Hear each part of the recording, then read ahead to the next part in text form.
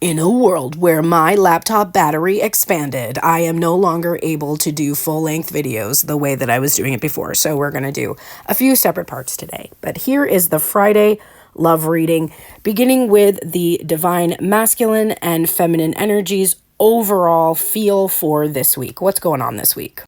First of all, I should mention that I am Pearl from Pearl in the Prayers, and this is Tuned in Tarot, and we're here to look at the balance between the divine masculine and the divine feminine energy inside of self, understanding that whatever state we find this energy in, we can expect to see that reflected back to us in our interactions with others, in our external environment, and if you want to see change, you do need to shift and change the energy within, and hopefully my readings help you do just that.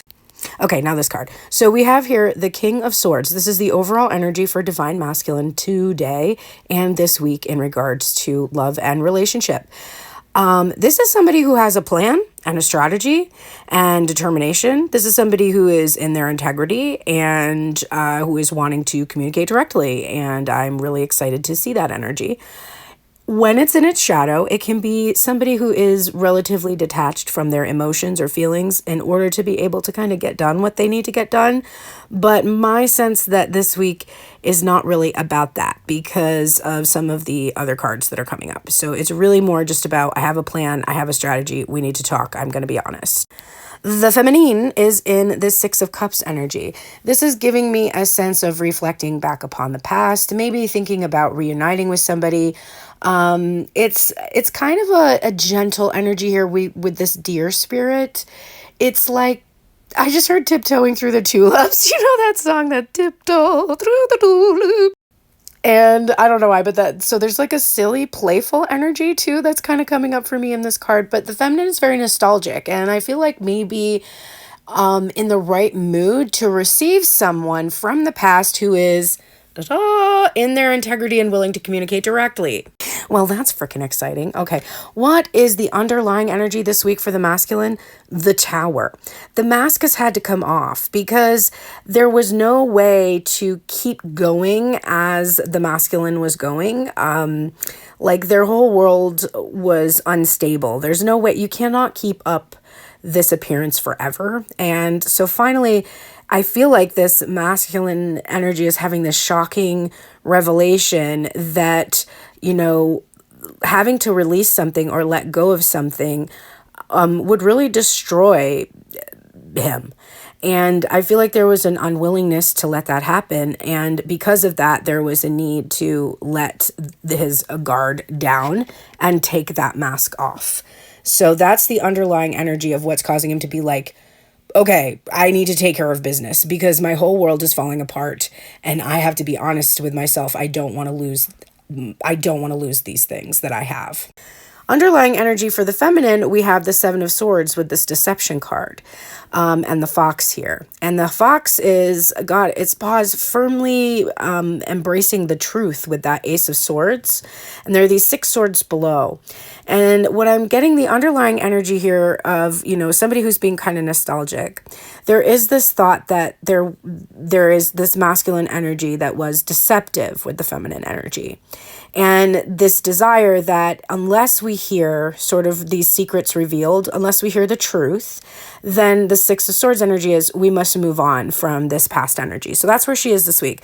It's like, tell me the truth or I'm out, because I don't want to, you know, just be deceived forever by whatever went on behind the scenes here. And since the divine masculine is showing up in his integrity with this truth-telling energy, I feel like this bodes pretty well for the feminine energy.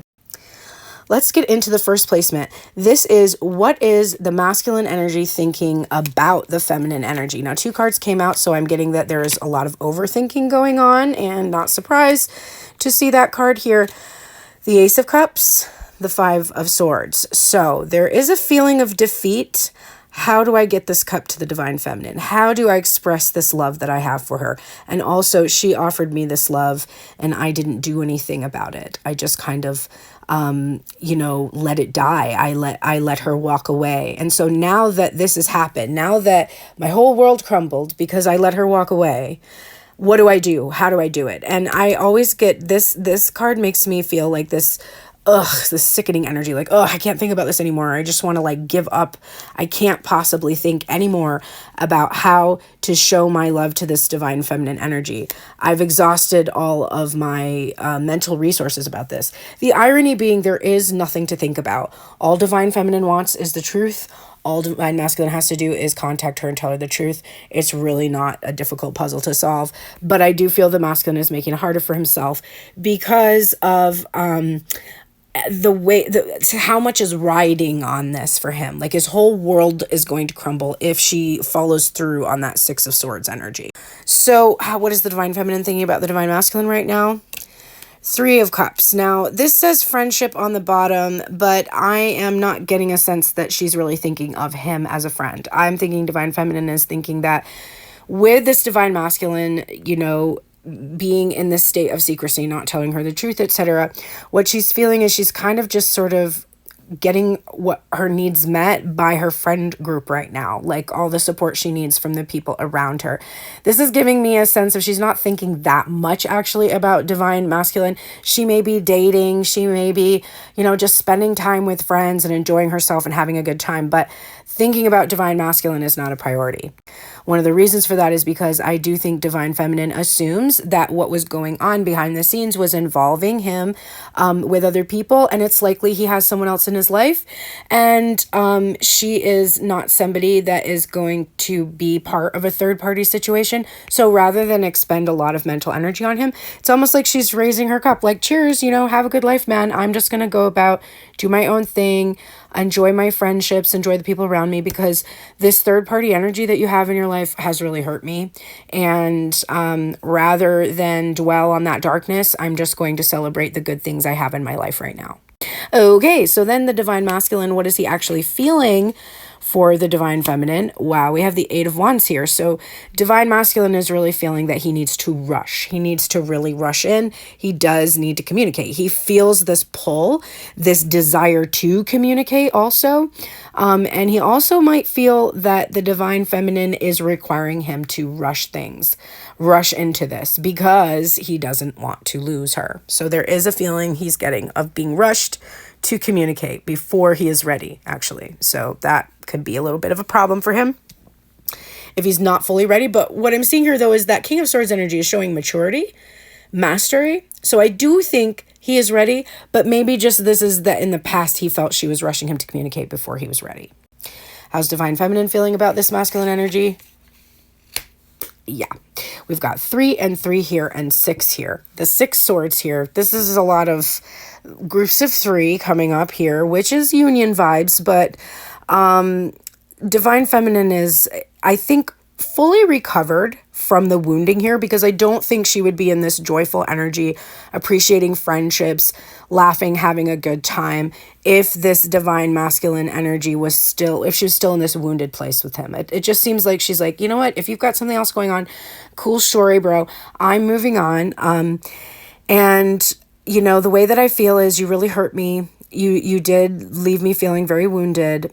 I have since, found a way to give myself closure through understanding how my own actions, my decisions affected the outcome in our connection. But right now I am still fairly hurt by you. Like, it's still sore. I pulled this card last night and I talked about how my mother had an open heart surgery, and she's about 7 weeks out, almost 8 weeks since she's had the surgery, and she's doing really great. She just drove herself to the lake today with friends. Like, she's doing very, very well, thankfully, and thanks to everybody's prayers and good wishes for her. But she still has a lot of pain. She has, like, the area where the incision was, it's still sore. And that's how I feel. I do feel divine feminine is feeling a little bit like this is still kind of a sore spot for her. So what is divine masculine actually saying to the feminine right now? What is he actually saying to the feminine? Oh gosh, I just heard, don't leave me, kind of a pathetic sort of plea, like, don't leave me, don't walk away. And in some cases he might be saying, I'm coming home to you, I'm returning to you. But it's definitely coming from this place of like, I recognize what I will have lost by you walking away, and I can't endure that. So I want to come home to you, or I want you to come home to me. All right, let me get to part 2.